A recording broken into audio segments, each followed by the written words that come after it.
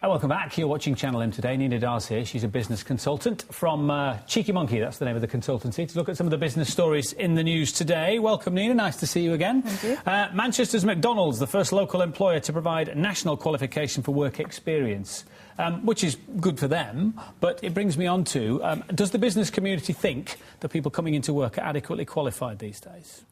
Not qualified in work experience kind of way. And there's definitely a gap in the perception of what you have to do when you enter the business world and what people think you're going to do when you've left university or college.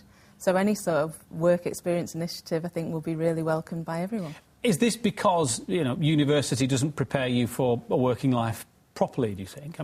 I think now it's really difficult because university prepares people to be the best they can be, which is a fantastic thing, but maybe sets expectations a little high, because then, you know, who's going to be satisfied with going to do a work experience qualification at McDonald's? Yeah. And that's going to be the issue, although McDonald's could offer, you know, it's a fast-moving environment, lots of public interfaces, lots of variety of things you can do. You could learn a lot of skills, to be fair. Exactly. You know, in other fast food outlets as well, because other fast food outlets are available, of course. You could learn an awful lot of skills.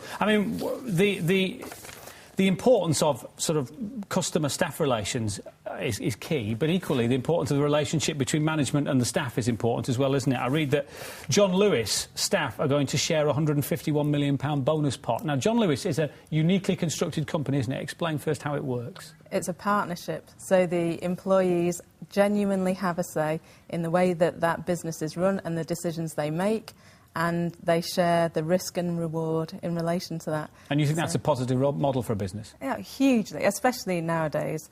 So people are realistic about what they've got to get involved in, about what works and what doesn't work. And within the John Lewis partnership, of course, they were an organisation tipped to have problems because they're at the upper end while we were going through the recession. And here they are boosting a nice 15% bonus per employee.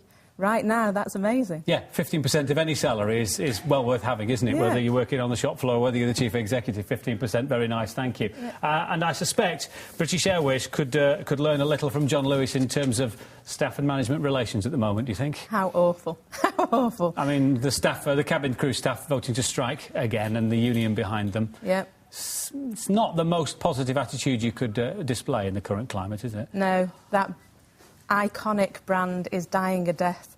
People don't have any confidence in British Airways anymore.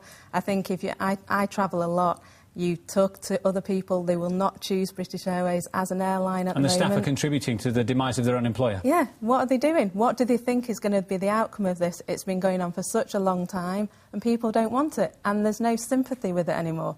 So that engagement pattern just has broken down, hasn't it? It has indeed. Nina, as always, good to talk to you. Thank you for your time.